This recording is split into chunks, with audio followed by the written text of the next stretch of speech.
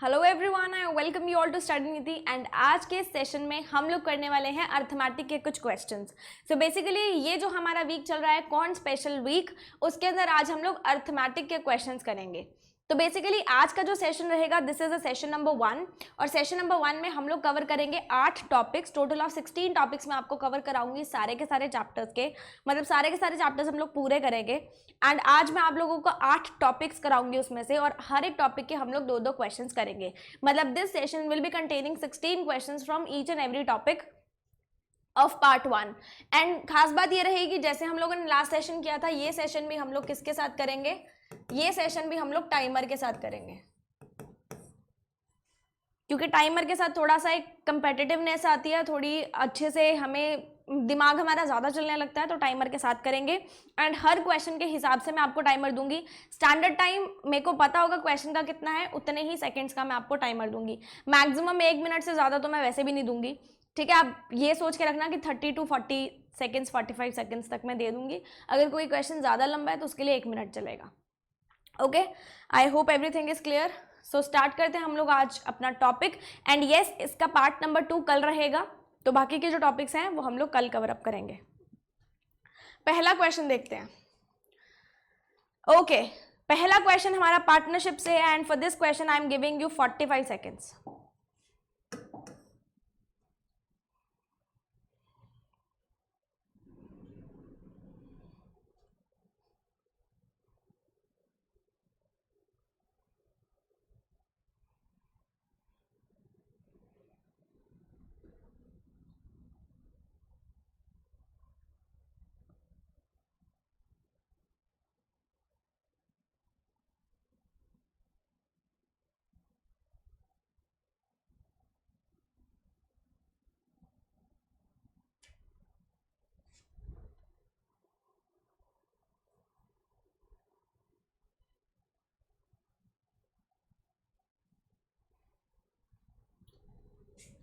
Okay, पहला question था इसलिए ज़्यादा टाइम दिया है, अदरवाइज ये 30 सेकेंड से ज़्यादा का क्वेश्चन नहीं था। तो पहले दोनों क्वेश्चंस हमारे पार्टनरशिप के ही रहेंगे और इसी तरीके से हम लोग हर एक टॉपिक कवर अप करेंगे। देखो क्या बोलता है, A started the business with an amount of ₹12,500। A ने अपना बिजनेस शुरू किया 12,500 से। B invested 60% more than A. B ने ए से 60% ज्यादा इन्वेस्ट किया। तो देखो हम लोग सबसे पहले क्या लिखते हैं, यहाँ पे इन्वेस्टमेंट लिखते हैं, मल्टीप्लाई करते हैं टाइम से, और हमारे पास निकल के क्या आता है, प्रॉफिट शेयरिंग रेशो। एम आई राइट? प्रॉफिट शेयरिंग रेशो निकल के आता है। तो ए ने कितना इन्वेस्ट किया, 12,500, और बी ने 60% ज्यादा किया। तो 12,500 का 60% मतलब 3/5। 5 से काटेंगे तो दिस विल बी 25, फिर मल्टीप्लाई बाय 3 करेंगे तो मतलब 75।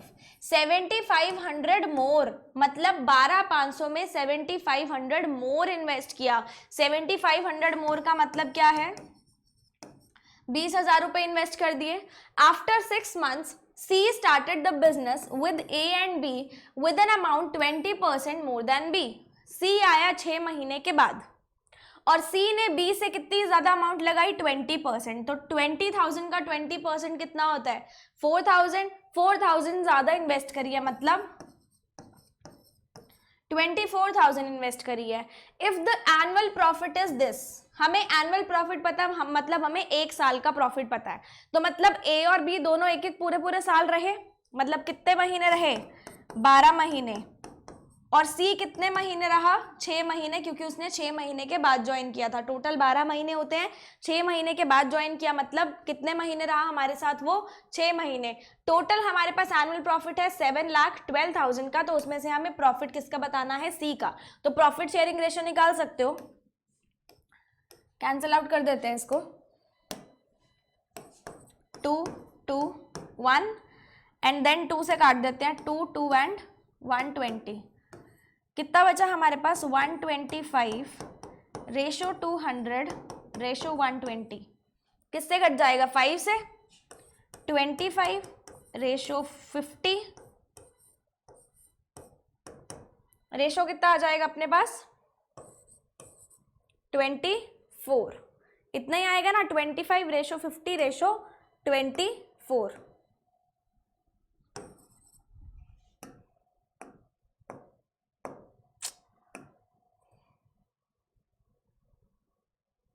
फिर से दिक्कत दे रहा आज ये, ठीक है। एनुअल प्रॉफिट हमें पता है 7,12,000 है। अगर एनुअल प्रॉफिट कितना है 7,12,000, उसमें से सी का हिस्सा निकालना है। सी का हिस्सा है कितना, 24वां हिस्सा। कितने में से, 25 plus 24 is 49, 49 plus 50 is 49 plus 50 is 99। Clear, sorry 40 आएगा ना, 49 प्लस 40 इज 89। क्लियर, समझ में आ गया। तो ये कितने पे जाएगा, 9, 8,000, 8 पे चला जाएगा। 8,000 इंटू 24 कितना होता है, 24 8,000। अगर 8,000 करना है तो 24 इंटू 10, 24 इंटू 10 240, माइनस 24 इंटू 2 48। तो 240 में से 48 आपने निकाले, पहले 40 निकालो कितना बचा 200, फिर 8 निकालो कितना बचा 192। कितना आया 1,92,000, ऑप्शन नंबर ए। क्लियर, समझ में आ गया।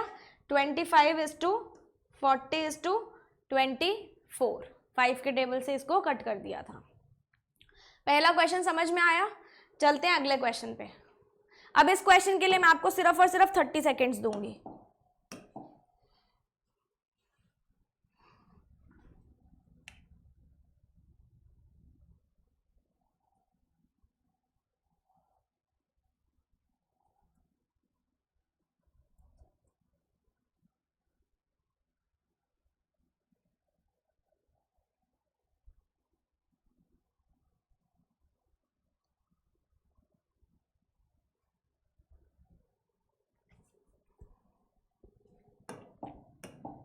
ओके करें।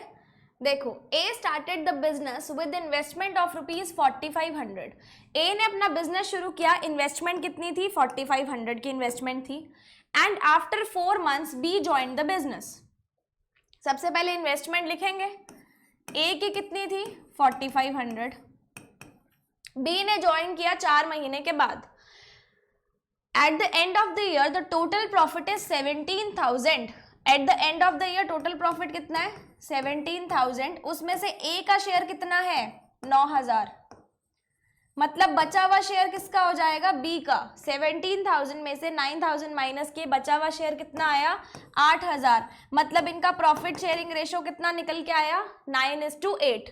इन्वेस्टमेंट हमें बी की नहीं पता, टाइम हम निकाल देंगे, प्रॉफिट शेयरिंग रेशो उसने दिया हुआ है। क्लियर।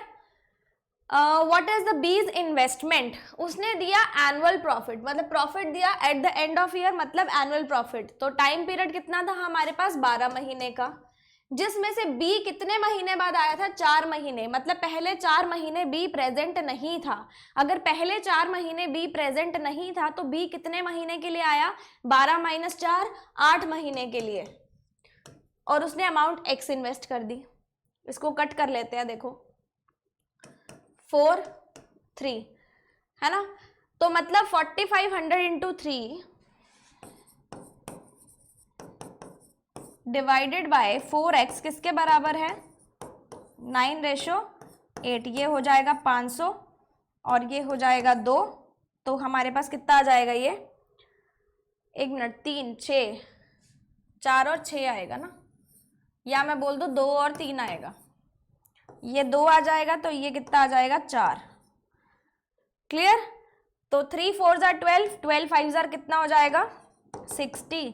मतलब उसने इन्वेस्टमेंट कितने रुपीस की करी 6,000 की। Option number C is your final answer. और इसी के साथ हमने पार्टनरशिप के दोनों क्वेश्चंस कंप्लीट किए हैं। आई होप आपने अच्छे से पहले भी प्रैक्टिस करी होगी पार्टनरशिप की, एंड अगर करी थी तो आपने क्वेश्चन सॉल्व कर लिए होंगे। अगर नहीं करी थी तो आपको एकदम कॉन्सेप्ट तो समझ में आ गया कि करना किस तरीके से है, क्योंकि ये जो हमारी सीरीज चल रही है ना, ये हमारी प्रैक्टिस सीरीज चल रही है। ठीक है, बढ़ते हैं अपने अगले क्वेश्चन की तरफ।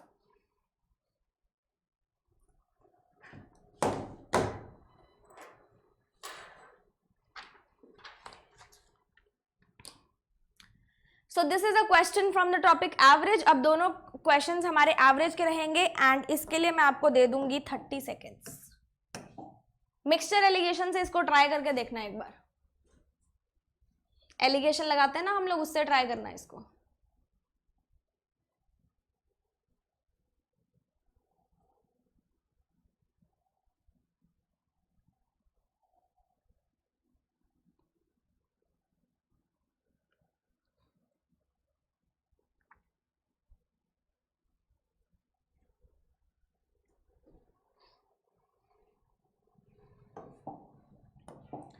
देखो एवरेजेस जहां पे भी आता है हमें वहां पे ध्यान आता है कि एवरेज का मतलब क्या होता है, total divided by number of factors, है ना। बेसिक तरीका तो हमारा एवरेज करने का वही रहता है, लेकिन मैं आपको दोनों तरीके से बताऊंगी कि एलिगेशन लगा के किस तरीके से करते हैं और नॉर्मली किस तरीके से करते हैं, ठीक है।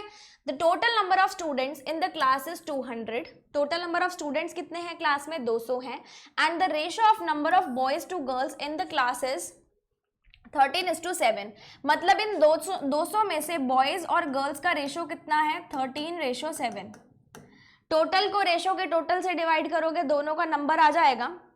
20 को 200 को डिवाइड करो 20 से, एक की वैल्यू कितनी आई, 10, एक की वैल्यू कितनी आई, 10, मतलब बॉयज हमारे कितने हो गए, 130, और गर्ल्स हमारी कितनी हो गई, 70। बॉयज और गर्ल्स की हमारे पास नंबर ऑफ स्टूडेंट्स आ गए ना, कितने बॉयज और कितने गर्ल्स हैं। The average weight of the boys and the girls in the class is 40 and 30। हमें अब निकालना है एवरेज वेट किसका, क्लास का।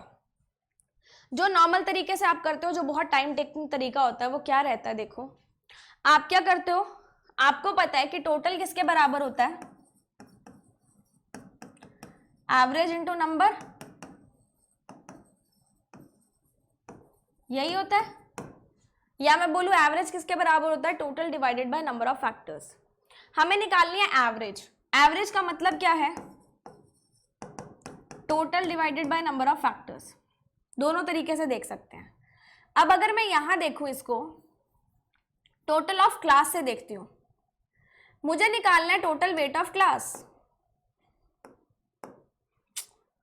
मुझे क्या निकालना है, टोटल वेट ऑफ क्लास। मैं क्या करूंगी, average multiply by number of factors करूंगी। टोटल बच्चे कितने हैं, 200, और यहां पे उनका एवरेज मुझे नहीं पता, ठीक है, बराबर में। बाइफर्केशन करूं तो लड़के कितने हैं, 130, जिनका एवरेज कितना है, 40, प्लस लड़कियां कितनी हैं, 70, जिनका एवरेज कितना है, 30। बॉयज और गर्ल्स मिला के टोटल बच्चे बनेंगे ना, समझ में आया मैंने क्या किया। तो 200x किसके बराबर आया,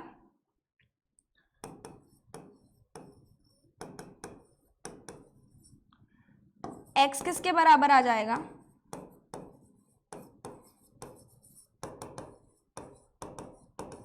36.5 kgs क्या आ गया हमारा आंसर। ये तरीका वो है जो बेसिक तरीका जिससे आप करते हो, एवरेज का फॉर्मूला लगा के आप कर लेते हो। लेकिन एक और तरीका है इसमें एलिगेशन लगाने का, जिससे ये बहुत ज्यादा इजीली सॉल्व हो सकता है। एलिगेशन हमारा कैसे लगता है, देखना, हमें पता है कि क्लास में स्टूडेंट्स कितने हैं हमारे पास, बॉयज और गर्ल्स में,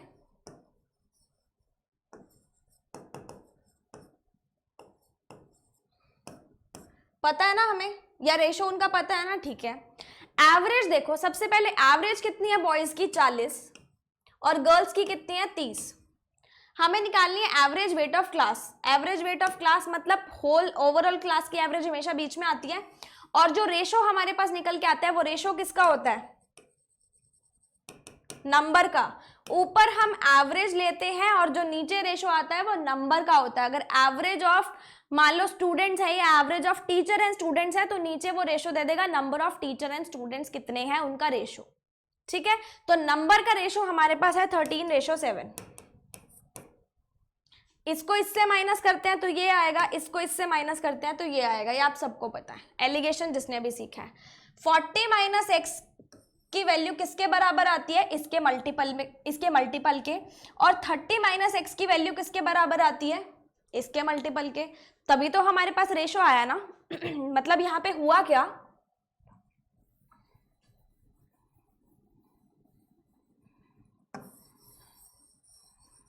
ध्यान से देखना थोड़ा। हमारे साथ यहाँ पे हुआ क्या है, 40 - x की वैल्यू किसके बराबर आएगी, 7 के मल्टीपल के, और x माइनस 30 की वैल्यू किसके बराबर आएगी, 13 के मल्टीपल के। यही मतलब है ना इसका, इसको निकाल के देख लो।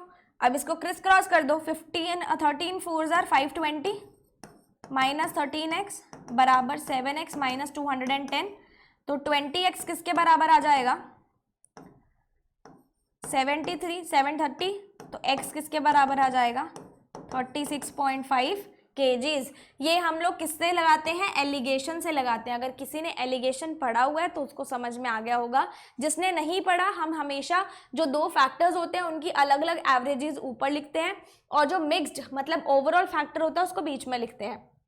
रेशो किसका निकल के आता है, जो ऊपर वाले फैक्टर्स हैं उनके नंबर्स का, नंबर ऑफ बॉयज कितने हैं, नंबर ऑफ आइटम्स कितनी है, नंबर ऑफ टॉफीज कितनी है, नंबर ऑफ चॉकलेट्स कितनी है, ये निकल के आता है। उसके बाद 40 माइनस एक्स इसके मल्टीपल के बराबर आएगा, और x माइनस 30 इसके मल्टीपल के बराबर आएगा, क्योंकि हमेशा जो एवरेज निकलती है उससे एक नंबर हमेशा बड़ा होता है और एक नंबर हमेशा छोटा होता है। क्लियर, समझ में आया। अगला क्वेश्चन देखो अब, 30 सेकेंड्स, बहुत इजी क्वेश्चन है, मेरे वाले तरीके से करोगे तो और इजी लगेगा।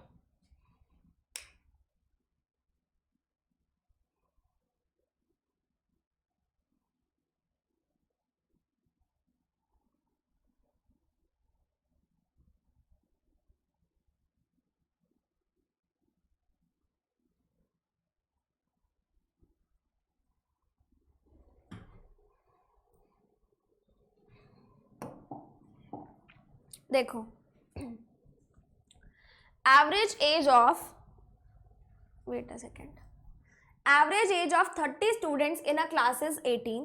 30 स्टूडेंट्स की एवरेज एज कितनी है, 18 है। If 2 students left the class and 4 new students joined. अब हमारे पास स्टूडेंट्स पहले कितने थे, 30 थे, 30 में से 2 चले गए, बचे कितने, 28। 28 में 4 और ऐड हो गए, मतलब अब हमारे पास स्टूडेंट्स कितने आ गए, 32, क्योंकि 2 गए 4 आए, मतलब नलिफाई करके इफेक्ट 2 ही आए ना, नए तो फिर 2 ही आए ना, तो मतलब टोटल नंबर ऑफ स्टूडेंट्स अब कितने हो जाएंगे, 32, जिनकी एवरेज क्या रहेगी, सेम मतलब 18 ही रहेगी। पहले हमारे पास स्टूडेंट्स थे 30, जिनकी एवरेज थी 18, अब हमारे पास है 32, 32 कैसे, 30 माइनस 2 प्लस 4, जिनकी एवरेज कितनी है, 18। What is the average age of 4 new students, 4 new students की एवरेज एज निकालनी है। स्टूडेंट्स आए कितने, 2, एवरेज में इंक्रीज आया नहीं आया, इसको इससे करो, इसको इससे करो। मेरे वाला तरीका सबने देखा हुआ है ना, जिसने नहीं देखा एक बार कॉन्सेप्ट क्लास एवरेजेस की देख लेना, है बहुत शानदार तरीका है करने के लिए।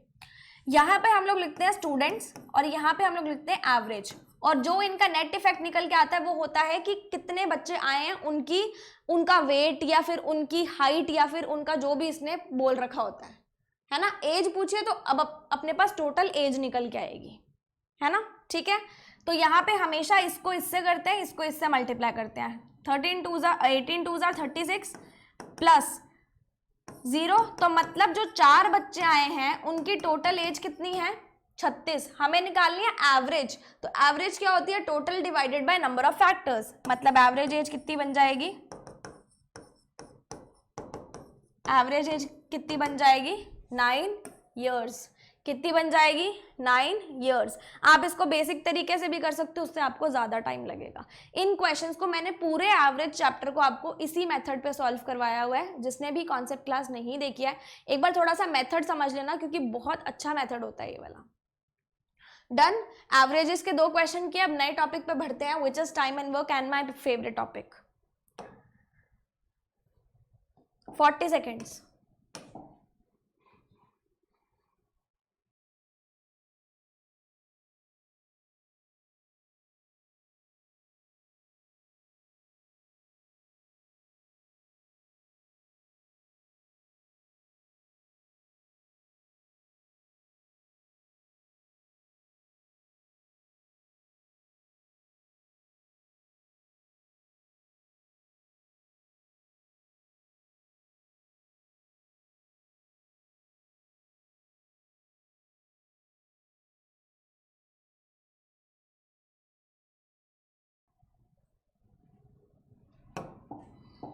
देखो, A is 1.2 times as efficient as that of B. A जो है B से 1.2 टाइम्स एफिशिएंट है, मतलब अगर A की एफिशिएंसी 1.2 है तो B की कितनी होगी 1, या मैं बोलूं अगर B की 1 है तो A की कितनी होगी 1.2, मतलब इनकी एफिशिएंसी का रेशो कितना निकल के आया 6:5. And C is 200% more efficient than B. B की एफिशिएंसी कितनी निकल के आई है हमारे पास 5, उससे 200 गुना ज्यादा, 200 गुना प्लस करना है तो 505 का 200 गुना कितना होता है 10, 5 में 10 ऐड किए, C की एफिशिएंसी कितनी आ गई हमारे पास 15. क्या एफिशिएंसी का रेशो निकल गया? डेफिनेटली निकल गया. If A and B takes 11 days 15 by 11 days for completing 1/4 of the work, then find the time taken by C to complete half of the work. हम लोग हमेशा क्या करते हैं, A, B और C लिखते हैं, यहाँ पे हम लोग लिखते हैं कि उनको कितने दिन लग रहे हैं या कितने घंटे लग रहे हैं, उससे निकल के आता है हमारा टोटल वर्क एंड उससे निकल के आती है हमारी एफिशिएंसी. और टाइम एंड वर्क का एक ही गोल्डन रूल होता है which is equals to total work बराबर डेज इनटू एफिशिएंसी. ये हमारा गोल्डन रूल होता है टाइम एंड वर्क का. एफिशिएंसी का रेशो हमारे पास है 6, 5 और 15. और एफिशिएंसी को हम लोग क्या बोलते हैं कि एक दिन में उसने कितनी यूनिट्स बनाई हैं, मतलब ए की बात करूं तो एक दिन में उसने 6 चॉकलेट्स बनाई हैं, बी की बात करूं तो एक दिन में उसने 5 चॉकलेट्स बनाई हैं, और सी की बात करूं तो एक दिन में उसने 15 चॉकलेट्स बनाई हैं. ठीक है, यहां पे उसने बोला कि ए और बी को 15 by 11 डेज लगते हैं 1/4 ऑफ द वर्क कंप्लीट करने में. हमारे पास टोटल वर्क नहीं है, राइट? हमको यहाँ पे पता है टोटल वर्क मान लो x है हमारा, 1/4 of the total work complete करने के लिए उसको कितने दिन लगते हैं 15 by 11 डेज. ठीक है, और अगर मैं बात करूं कि 15 by 11 डेज में ए और बी ने काम कितना किया, क्योंकि 1/4 ऑफ द टोटल वर्क वो 15 by 11 डेज में कंप्लीट करने हैं ना, यहाँ पे हमारे पास टोटल वर्क है. अगर मैं दोनों इक्वेशंस टोटल वर्क की बना दूंगी तो मेरे पास x की वैल्यू आ जाएगी. मैं बोल रही हूं कि टोटल वर्क उसने किया x/4, टोटल वर्क कितना किया x/4, और यहां से टोटल वर्क किसके बराबर होता है डेज इंटू एफिशिएंसी. डेज कितने लगे 15 by 11, एफिशिएंसी कितनी है 6 + 5, एक दिन में कितना किया 11, तो मतलब x/4 डेज में उन्होंने वर्क कितना किया 15 यूनिट्स. तो मतलब टोटल वर्क कितने के बराबर आया 15 × 4 which is equals to 60 units, which is equals to 60 units. Total work हमारा आ गया 60 यूनिट्स. अब आप डेज निकाल सकते हो, टोटल वर्क है, एफिशिएंसी है, डेज निकाल सकते हो. डेज कैसे निकलेंगे, total work divided by efficiency. 60 divided by 6 10, 12, 4. उसने बोला क्या है, सी को आधा काम कंप्लीट करना है. आधा मतलब 30 चॉकलेट्स बनानी है. एक दिन में 15 बनाता है तो 30 कितने दिन में बनाएगा, एक दिन में 15 बनाता है तो 30 कितने दिन में बनाएगा 2 दिन में. ऑप्शन नहीं है, ई हो जाएगा आपका answer, option number E 2 days में. क्लियर है यहां तक? I hope this question is clear to all of you. ठीक है, एक और नेक्स्ट टाइम एंड वर्क का क्वेश्चन करते हैं, उसके लिए भी आपको 30 सेकेंड्स मिलेंगे.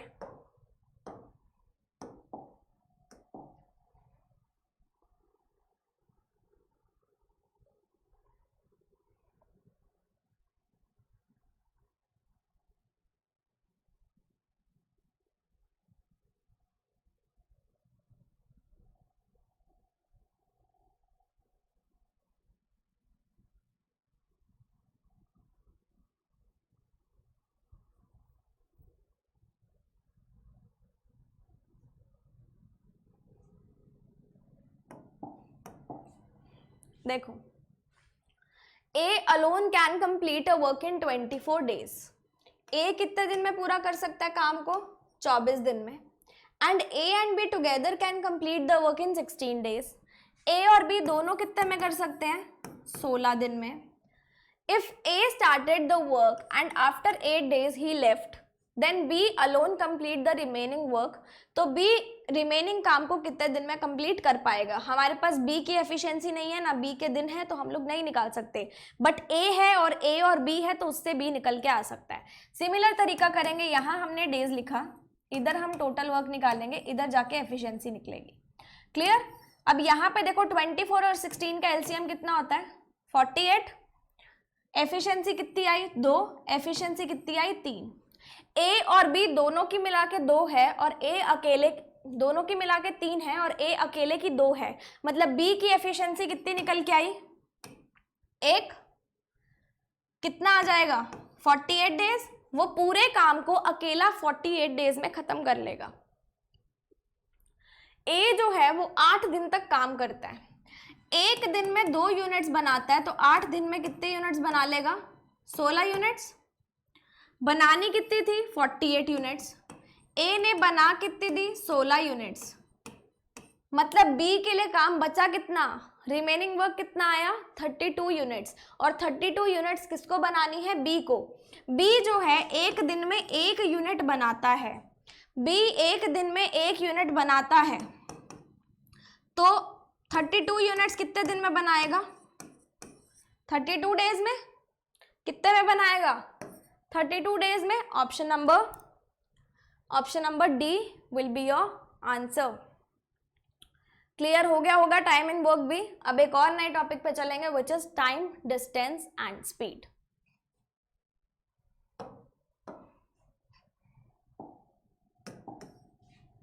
Thirty seconds.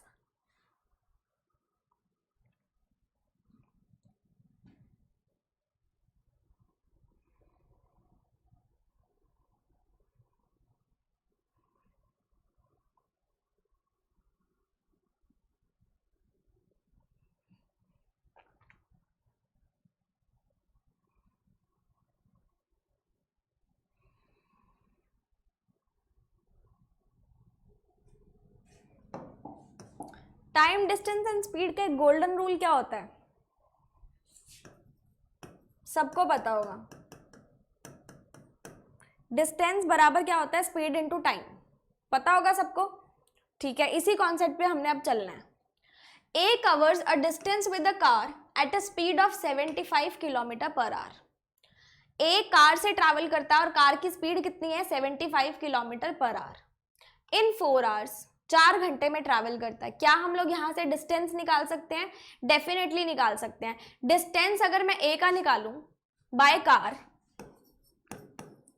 स्पीड उसकी कितनी है 75 किलोमीटर पर आवर, और यूनिट्स चेक करना किलोमीटर पर आवर है और आर है, तो डिस्टेंस किस में निकलेगा किलोमीटर्स में। 75 इंटू 4 बोल लूँ या फिर 150 इंटू 2 बोल लूँ, बात तो एक ही है, हाफ इंटू डबल किया तो हमारे पास कितना डिस्टेंस आ गया 300 kilometre. He covers the same distance by motorcycle in 6 hours.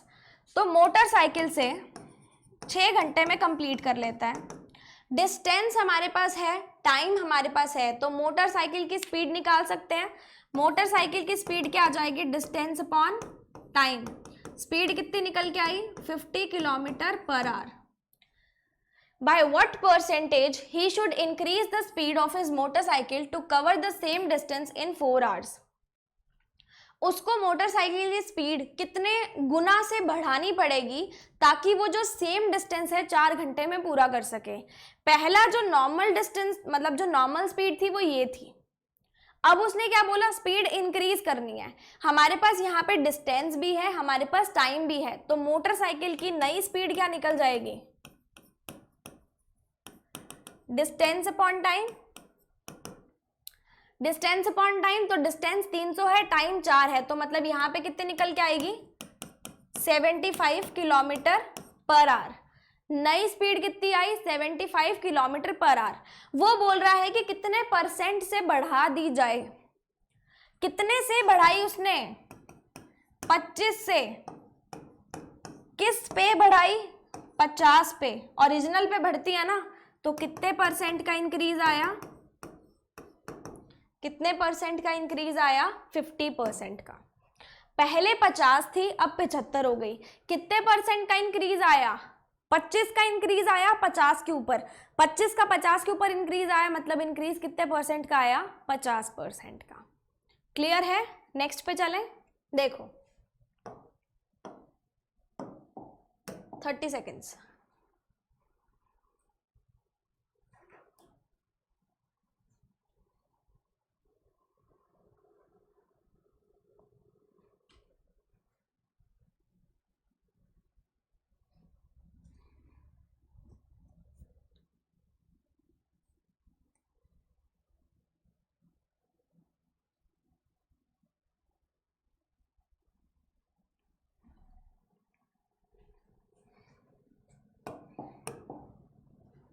देखो car A, B and C covers the distance in the ratio 8:6:5.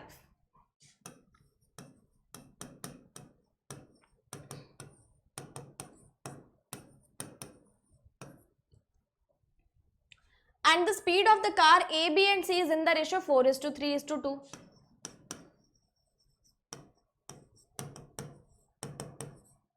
What is the ratio of the time taken by the car A, B and C? दोनों ही aspects ratio के अंदर हैं, दोनों ही चीजें ratio के अंदर है, तो इसमें कोई घबराने वाली बात नहीं है। टाइम भी सीधा सीधा रेशो में निकल जाएगा, कोई वैल्यूज का इसमें रोल नहीं रहेगा, क्योंकि दोनों एस्पेक्ट सेम है, इसलिए दोनों उसी तरीके से लेंगे जो हम लोग नॉर्मल तरीके से लगाते हैं। हमारे पास टाइम किसके बराबर होता है?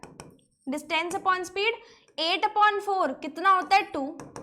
6/3 कितना होता है? 2। ये कितना होता है? 2.5। इसकी बात करूं तो मेरे पास 20:20:25 का रेशो बनता है, इसको कैंसल आउट कर दो। 4:4:5 रेशो कितना आ गया हमारे पास टाइम का? 4:4:5। ये था बहुत ही simple question, clerical level question. Just wait a second.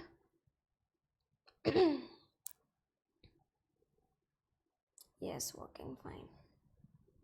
Okay, तो बहुत ही सिंपल क्वेश्चन था, दोनों एस्पेक्ट सेम है, तो रेशो में निकालने में कोई भी दिक्कत नहीं थी। और यहाँ पे हमारा कंप्लीट होता है टाइम, डिस्टेंस एंड स्पीड। अब अगला हम लोग करेंगे मिक्सचर एंड एलिगेशन का क्वेश्चन। करते हैं। 30 seconds for you.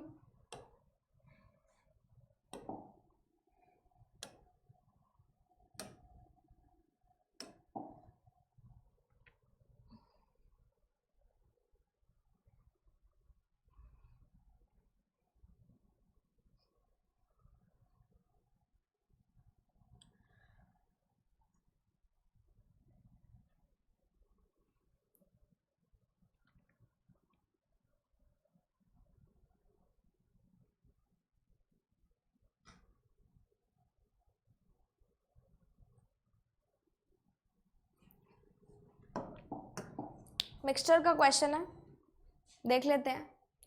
A vessel contains the mixture of milk and water in the ratio 4:1। Ratio किस रेशो में है मिल्क और वाटर का? 4:1।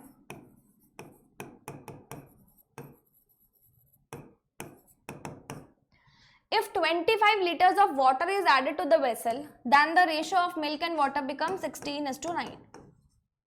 ये ओल्ड रेशो था, ये न्यू रेशो है। उसने बोला इस मिक्सचर में हमने क्या कर दिया? वाटर ऐड किया। चलो ठीक है, मिक्सचर में पानी मिला दिया तो मिल्क तो सेम रहा ना। अगर पहले मान लो 10 लीटर मिल्क था और 10 लीटर वाटर था उसके अंदर, तो अब भी तो 10 लीटर मिल्क ही होगा ना। वाटर में और एडिशन हुई है तो वो 10 से बढ़कर 12, 13, 14 जितना भी हो सकता है। मतलब मिल्क हमारे पास सेम था। अगर मिल्क सेम है तो हमें मिल्क का रेशो भी सेम रखना है। अगर ये 16 है तो इसको भी 16 बना दो। 4 से मल्टीप्लाई किया, मिल्क हमारा चेंज नहीं हुआ लेकिन वाटर चेंज हुआ है। वाटर कितने से चेंज हुआ है? 5 यूनिट से। और हम क्या बोल रहे हैं? 25 लीटर से। इधर देख के पता चल रहा है कि 5 यूनिट से चेंज हुआ है और हम बोल रहे हैं कि 25 लीटर से चेंज हुआ है। 5 यूनिट की वैल्यू 25 है तो एक की कितनी हो जाएगी? 5। उसने पूछा क्या है? What is the initial quantity of the mixture. Initial quantity of the mixture उसने पूछा है। तो अगर इनिशियल क्वांटिटी पूछा है तो देखो 16 और 4 कितना होता है? 20। अगर 16 और 4, हाँ 20। अगर हमारे पास इनिशियली 20 था और एक की यूनिट 5 है तो 20 की वैल्यू कितनी हो जाएगी? 100 लीटर।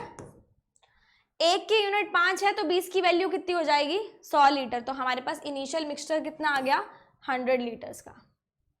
समझ में आया? जो चीज कांस्टेंट रहती है उसको कांस्टेंट रहने दो, जो चेंज हो रही है उसको चेंज करो। कांस्टेंट वाली को सेम बना दो। पानी नहीं चेंज हुआ, पानी को सेम बना दो। मिल्क नहीं चेंज हुआ, मिल्क को सेम बना दो। एक अगला क्वेश्चन और देख लेते हैं, इसके लिए भी आपको 30 सेकेंड्स मिलेंगे।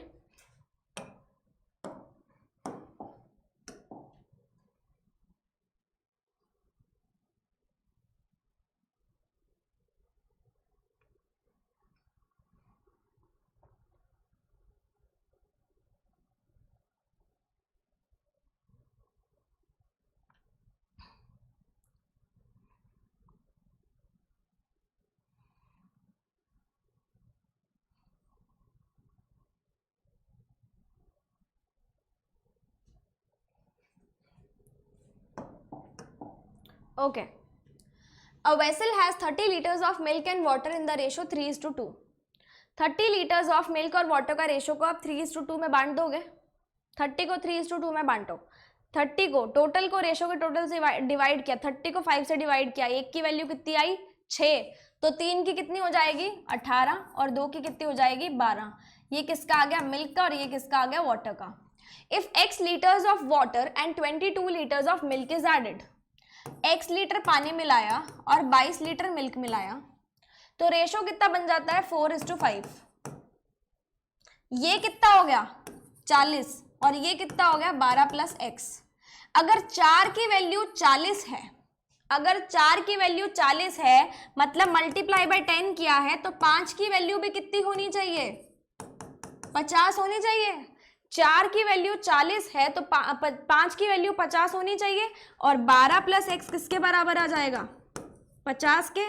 तो हमारे पास क्वांटिटी कितनी आ जाएगी, क्वांटिटी कितनी आ जाएगी 38 लीटर्स, नन ऑफ दीज। कितनी क्वांटिटी आ जाएगी 38 litres and none of these. समझ में आया, इजी था। This was all about mixture and alligation. Moving on to the next topic which is profit and loss, and I hope आप सभी इस क्वेश्चन को भी सही से करोगे।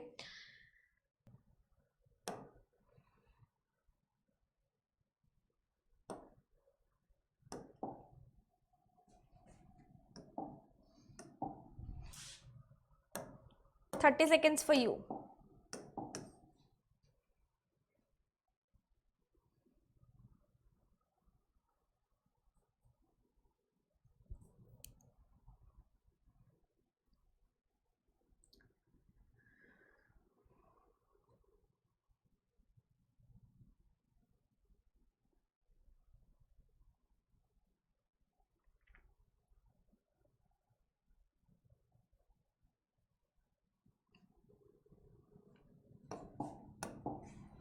क्वेश्चन में क्या बोलता है, if the difference between the marked price and the cost price of the article is 180। Marked price और कॉस्ट प्राइस के बीच का डिफरेंस कितना है 180, and the shopkeeper offers 10% discount while he gets 20% of the profit. तो हमें calculate क्या करना है, मार्क्ड प्राइस कैलकुलेट करना है। हमें पता है कि मार्क्ड प्राइस किसके बराबर होता है, cost price plus markup price, जो कि हमें दिया हुआ है। या फिर मैं बात करूं सेलिंग प्राइस में से डिस्काउंट घटा देंगे तो हमारे पास मार्क्ड प्राइस आ जाएगा, सॉरी मार्क्ड प्राइस में से डिस्काउंट घटा देंगे तो सेलिंग प्राइस आ जाएगा। इसका रिलेशन समझना, मैं बोलना क्या चाह रही हूं। यहां से अगर मैं देखूं तो कॉस्ट प्राइस किसके बराबर आएगा, मार्क्ड प्राइस माइनस 180 के, ठीक है। उसने बोला प्रॉफिट है 20% का, नहीं दिया किस पे है तो किस पे लेंगे, कॉस्ट प्राइस पे। मतलब कॉस्ट प्राइस का 120% हमारे पास क्या हो जाएगा, सेलिंग प्राइस। कॉस्ट प्राइस में प्रॉफिट जोड़ेंगे तभी तो सेलिंग प्राइस आएगा ना। कॉस्ट प्राइस का 120% क्या हो गया, सेलिंग प्राइस। यानी कि कॉस्ट प्राइस का 6/5 क्या हो गया, सेलिंग प्राइस। और सेलिंग प्राइस को हम क्या बोलते हैं,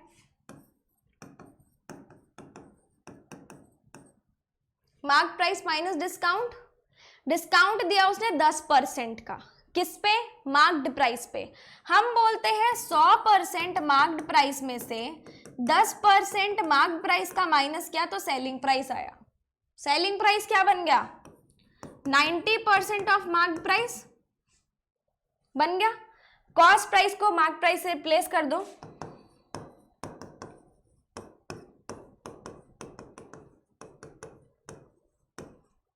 ये हो जाएगा 2/3, ये हो जाएगा 2, मतलब 4 और 3, तो मार्क प्राइस कितना आ गया हमारे पास 720। मार्क प्राइस कितना आ गया हमारे पास 720, ऑप्शन नंबर ए। समझ में आया? सिर्फ तीन ही चीजें होती हैं, cost price, selling price, marked price. अगर ये तीनों चीजें आपको पता है कैसे निकालते हैं तो बहुत ही अच्छे तरीके से निकल जाती होती हैं। अगला क्वेश्चन देखो, 30 सेकेंड्स।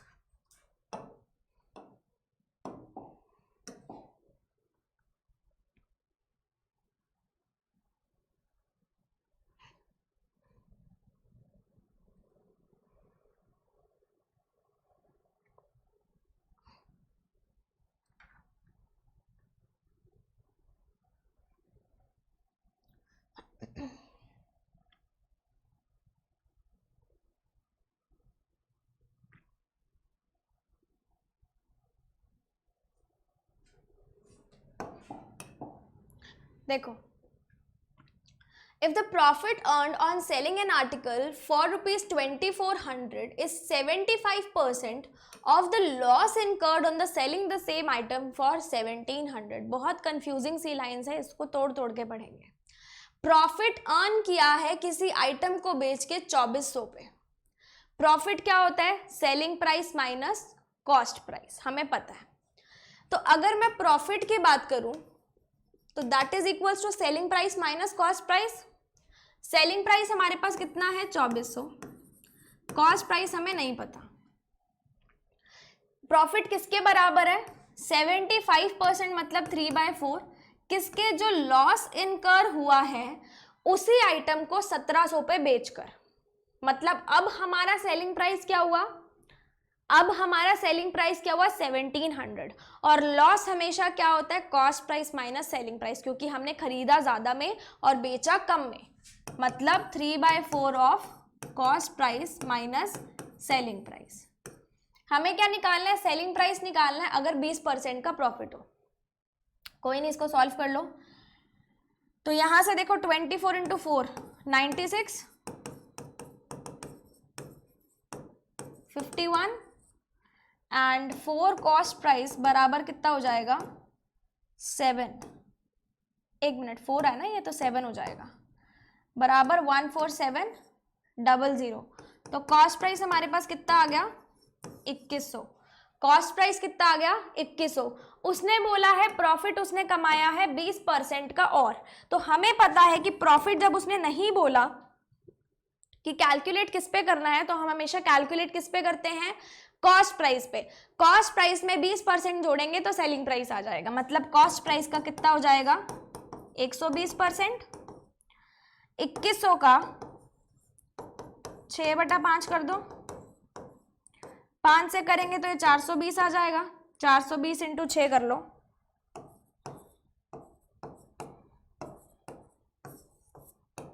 कितना आ गया? 2520। ऑप्शन नंबर ई 2520। कुछ कुछ समझ में आया? कुछ कुछ क्लियर हुआ? आई होप आप में से काफी लोगों का भी सही हुआ होगा ये वाला क्वेश्चन। अब आती है प्रॉब्लम ऑन ट्रेन्स। जो हमने टाइम, डिस्टेंस एंड स्पीड किया था उसी का ही सिमिलर टॉपिक है प्रॉब्लम ऑन ट्रेन्स। तो इसके लिए भी क्वेश्चन के लिए आपको 30 सेकेंड्स इनफ होंगे।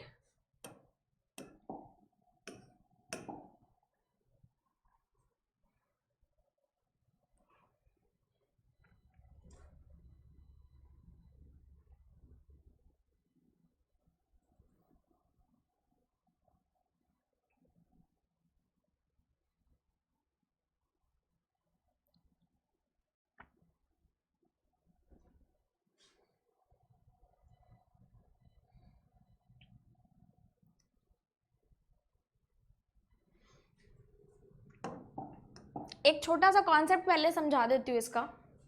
जब भी ट्रेन की बात हो या दो ऑब्जेक्ट्स की बात हो जिसमें से मूविंग ऑब्जेक्ट भी और नॉन मूविंग ऑब्जेक्ट भी है, जैसे मान लो दो ऑब्जेक्ट्स हैं, उन दोनों की लेंथ डेफिनेटली है। जैसे ट्रेन है और एक और ट्रेन है, ट्रेन है और ब्रिज है, या फिर ट्रेन है और कोई ब्रिज जैसी कोई और, जैसे प्लेटफॉर्म हो गया, प्लेटफॉर्म है। इस तरीके के अगर जो भी ऑब्जेक्ट्स आ जाते हैं ना, तो डिस्टेंस हमेशा उन दोनों का एडिशन होता है। मतलब अगर हमारे पास ऑब्जेक्ट्स हैं जिनकी लेंथ है, ऑब्जेक्ट्स हैं जिनकी हमारे पास लेंथ है, तो हमेशा डिस्टेंस किसके बराबर होता है? ऑब्जेक्ट 1 की लेंथ प्लस ऑब्जेक्ट 2 की लेंथ का। अब अगर एक आदमी है तो उसकी लेंथ नहीं होती, उसकी हाइट होती है, और हाइट है तो मतलब लेंथ से कोई लेना देना नहीं है। फिर अगर कोई आदमी आ जाए, कोई पोल आ जाए, कोई डंडा आ जाए, कुछ भी आ जाए, तो आपने उसकी लेंथ नहीं लेनी, फिर डिस्टेंस हमारा हो जाएगा लेंथ ऑफ द ट्रेन, या फिर जो भी आपको ऑब्जेक्ट दे रखा है। क्लियर, समझ में आ गई। अब अगर अपने पास स्पीड निकालनी है, और स्पीड अपने पास तब आ रही है जब दोनों ऑब्जेक्ट्स मूविंग है, जैसे दो ट्रेन्स हैं, अब ट्रेन जो है वो सिमिलर डायरेक्शन में भी जा सकती है, ऑपोजिट डायरेक्शन में भी आ सकती है। अगर ऑपोजिट डायरेक्शन में आ रही है तो दोनों की स्पीड ऐड होगी, अगर सेम डायरेक्शन में आ रही है तो दोनों की स्पीड माइनस होगी। ये ऑपोजिट है, ये सेम है। रिलेटिव स्पीड दोनों की सेम प्लस होगी जब दोनों ऑपोजिट डायरेक्शन में है, और माइनस होगी जब दोनों सेम डायरेक्शन में है। अब मान लो अपने पास मैन की आ जाती है, तो man is also moving object. Train की स्पीड और मैन की स्पीड दोनों कंसीडर करेंगे। अगर अपने पास एक ट्रेन आ गया और एक ब्रिज आ गया, फिर सिर्फ और सिर्फ स्पीड किसकी रहेगी? ट्रेन की रहेगी। ठीक है, okay. Two trains A and B are running in the opposite direction, मतलब रिलेटिव स्पीड क्या हो जाएगी? दोनों का addition. In the speed 60 kilometre per hour and 72 kilometre per hour. Length of train A is 300 metre and B is 360 metres. Speed है kilometre per hour में, difference है metre, distance है मीटर्स में, तो अपने को कन्वर्जन करना पड़ेगा। आंसर्स अपने पास सेकंड में है तो डेफिनेटली हमें स्पीड बनानी पड़ेगी मीटर पर सेकंड में। जब भी किलोमीटर पर आवर से मीटर पर सेकंड में जाते हैं तो मल्टीप्लाई करते हैं 5/18 से, और जब भी मीटर पर सेकंड से किलोमीटर पर आवर में जाते हैं तो हमेशा मल्टीप्लाई करते हैं 18/5 से। ठीक है, अब हमें क्या करना है? किलोमीटर पर आवर से मीटर पर सेकंड में जाना है, मतलब मल्टीप्लाई करेंगे 5/18 से। टाइम हमें निकालना है, तो देखो टाइम किसके बराबर होता है? Distance upon speed. डिस्टेंस कितना है? दोनों ट्रेन की लेंथ। स्पीड कितनी है देख लो, 60 + 72 इज 132, मल्टीप्लाई बाय 5/18। टाइम आ जाएगा सेकेंड्स में, तो ये 18 से 18 1 जार 18 एंड 52, 1 मिनट 5 से काट के देखते हैं इसको, 44, ये कट जाएगा 2 पे, 3 पे, और ये कट जाएगा 22 पे, 30 एंड 6। तो टाइम कितना आ गया हमारे पास? 18 सेकेंड्स। टाइम कितना आ गया हमारे पास? 18 सेकेंड्स। अगर आपको गोल्डन रूल्स पता है इनके तो बहुत अच्छी बात है। अगर किसी को भी कोई भी प्रॉब्लम आ रही है किसी भी टॉपिक में, तो इस चैनल के ऊपर सारे टॉपिक्स अवेलेबल हैं रीजनिंग और मैथ्स के। एक 1.5 घंटे की क्लास होगी मैक्सिमम, उसके अंदर मैंने सारे टॉपिक्स आपको कवर करा रखे हैं। तो 1 घंटा 1.5 घंटा देखना किसी एक टॉपिक को क्लियर करने के लिए, इतना कोई बुरी बात नहीं है, बेसिक आपका पूरा वहां से क्लियर हो जाएगा। अब हम बढ़ते हैं ट्रेन्स का एक और क्वेश्चन देखते हैं। 30 सेकेंड्स।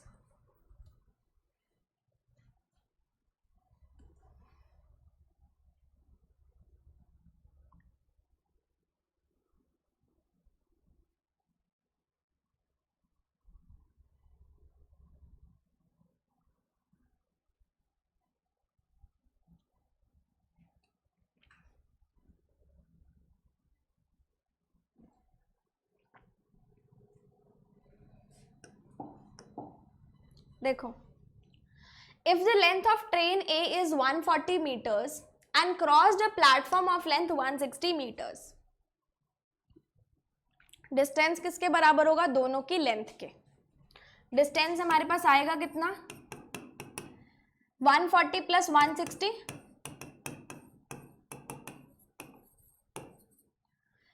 इन 10 सेकेंड्स। 10 सेकेंड्स में कंप्लीट करती है। टाइम कितना है?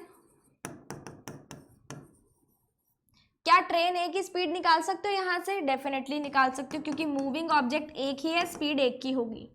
Distance upon time which is equals to 30 meter per second. ये ट्रेन एक ही स्पीड निकल गई।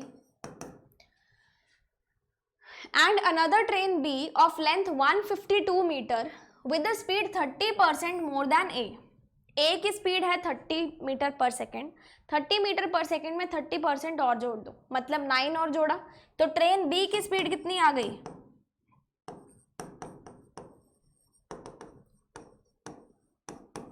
39 metre per second. Then how much time will the train B take to cover the same platform?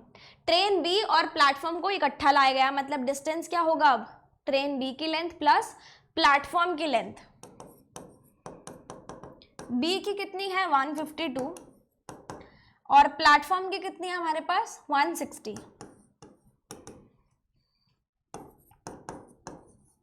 Time निकाल सकते हैं, डिस्टेंस अपॉन स्पीड. तो ये 13 टू ज़ा 26,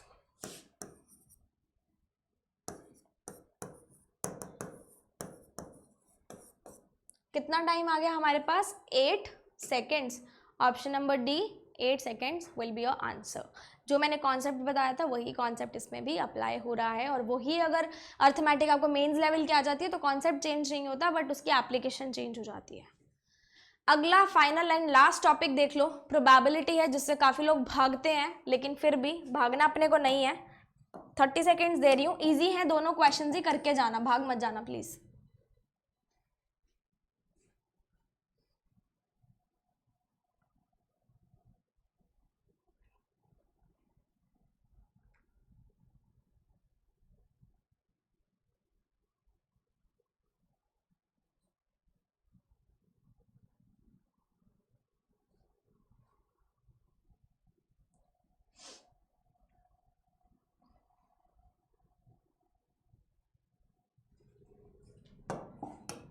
देखो, अ box contains 5 red balls, 3 pink balls and X black balls. हमारे पास red balls हैं, pink हैं और ब्लैक हैं. 5 रेड हैं, 3 पिंक हैं, X ब्लैक हैं. If 2 balls are drawn at the random and probability that we get both the balls red is 2/9, तो हमें X की वैल्यू निकालनी है. प्रोबेबिलिटी में हमेशा किसके बराबर होती है? Probability favourable outcomes divided by total outcomes. मतलब टोटल हमारे पास कितने आउटकम्स निकल सकते हैं, और फेवरेबल मतलब जिसकी ये बात कर रहा है, जैसे रेड निकाली गई हैं 2, है ना, तो फेवरेबल की बात कर रहा है, तो मतलब जो रेड निकाली हैं, और टोटल मतलब जितनी टोटल बैग में बॉल्स हैं. क्लियर? जब भी हम लोग ऐसे निकालते हैं किसी चीज को या डालते हैं, मतलब डालेगा तो वो है ही नहीं, वो खुद से ही डालेगा, अपने को तो निकालने वाला काम करना है सिर्फ. यहाँ पे वो बोलेगा हमने बॉल्स निकाली, उसकी प्रोबेबिलिटी बताओ. जब भी बॉल्स निकाली जाती है ना, तो उसमें हमेशा किसका यूज होता है? देखो, जैसे उसने बोला 2 बॉल्स निकाली रेड, तो रेड थी कितनी? 5, निकाली कितनी? 2, तो उसको हम बोलेंगे 5C2. अगर रेड होती 10, निकालते हम 2, तो उसको बोलते 10C2. रेड होते 3, निकालते हम 2, तो उसको बोलते हैं 3C2. मतलब निकालने को क्या बोलते हैं? C. ठीक है, ओके. अब ये 5C2 निकलता कैसे है? आपको 5 को बैकवर्ड्स लेके जाना है, दो पोजीशंस तक, 5 × 4, और 2 को भी बैकवर्ड लेके जाना है जब तक वो 1 पे ना पहुंच जाए. अब जैसे होता है यहाँ पे 5C4, तो आप क्या करते हैं? 5 को 4 पोजीशंस पीछे लेके जाते हैं, और 4 को तब तक पीछे लेके जाओ जब तक वो 1 ना बन जाए. तो इसका मतलब ये हो जाता. अब समझ में आ गया मैं क्या कहना चाहती हूँ? चलो अब क्वेश्चन करते हैं. उसने बोला बॉल्स निकाली कितनी? 2 निकाली. किस में से निकाली? 5 में से. ये तो हो गए फेवरेबल आउटकम. टोटल आउटकम मतलब टोटल बैग में बॉल्स कितनी थी? 8 + x. 8 + x में से भी 2 निकाली, और हमारे पास प्रोबेबिलिटी आई कितनी? 2/9. 5C2 को सॉल्व करूंगी तो मेरे पास कितना आ जाएगा? यही आएगा, मतलब 10 आएगा.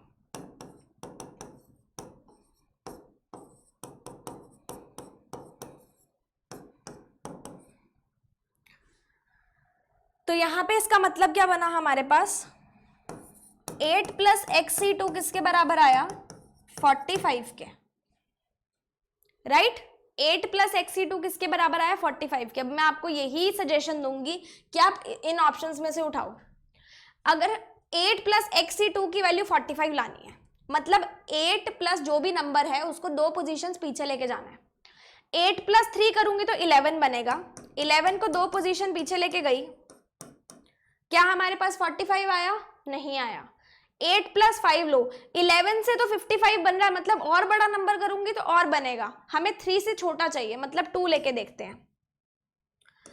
10 × 9 किया, डिवाइडेड बाय 2 हमारे पास कितना होता है? 45। मतलब अगर हम लोग 8 + 2 करेंगे, 10 करेंगे तो 10C2 कितना बन जाएगा? 45। तो हमारे पास ब्लैक बॉल्स थी कितनी इस बैग में? 2। समझ में आ गया? ऑप्शन से लोगे तो इजी लगेगा। अब एक लास्ट क्वेश्चन कर लो, this one is the last question for the session, 30 seconds. एक अलग कॉन्सेप्ट है, इसको भी मैं आपको बताऊंगी।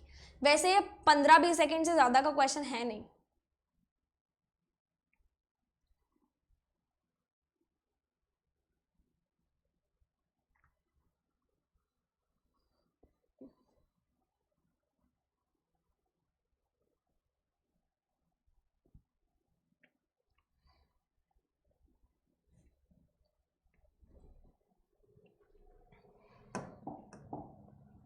देखो, a box contains 15 tube lights out of which 6 are repair। 15 tube lights है टोटल, जिसमें से 6 रिपेयर्ड हैं, तो नॉन रिपेयर्ड कितनी हुई? 9। 3 tube lights are chosen at random from this box, find the probability that at least one of this is repair. जब भी चीज आ जाए एटलीस्ट, ध्यान देना, जब भी वर्ड आता है एटलीस्ट, एटलीस्ट में हमेशा एक ही फॉर्मूला लगता है।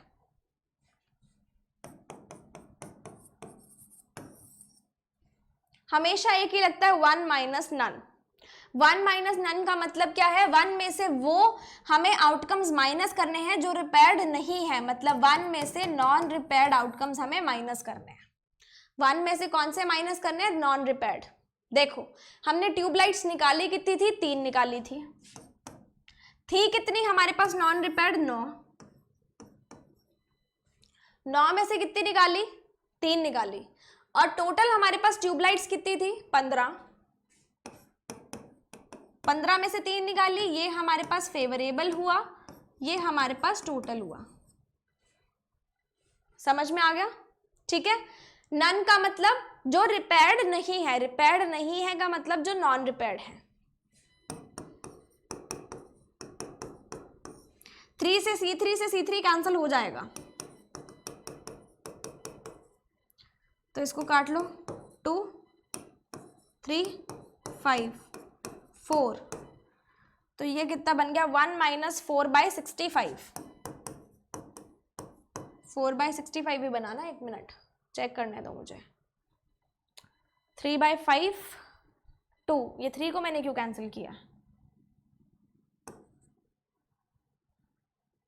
ठीक है, ये बन जाएगा 12। तो 1 - 12/65 का मतलब क्या? आपके पास कितना आ गया? 53/65। तो ये ऐसे आउटकम्स हैं जिसमें एटलीस्ट एक ट्यूबलाइट जो है वो रिपेयर्ड रहेगी, और एटलीस्ट का फॉर्मूला क्या होता है? 1 - नन। ठीक है। So these were all the 8 topics जो आज हमने कवर किए। बाकी बचे हुए 8 टॉपिक जो हैं वो मैं आपको कल कवर अप कराऊंगी, ऐसे ही इसी ही तरीके से with timer. And I hope आपके सारे क्वेश्चंस सही हुए होंगे, एंड आई होप आपने सारे क्वेश्चंस मेरे साथ साथ किए होंगे, प्लस आपको ये सेशन अच्छा भी लगा होगा। तो मिलते हैं नेक्स्ट सेशन में, मैं आपका इंतजार करूंगी नेक्स्ट सेशन में, एंड फिर से ही अर्थमेटिक स्पेशल करेंगे, सारे के सारे अच्छे अच्छे क्वेश्चंस करेंगे, एंड कॉपी पेन लेके तैयार रहना मेरे साथ कल। सो मिलते हैं कल। Till then stay tuned, good luck and stay happy.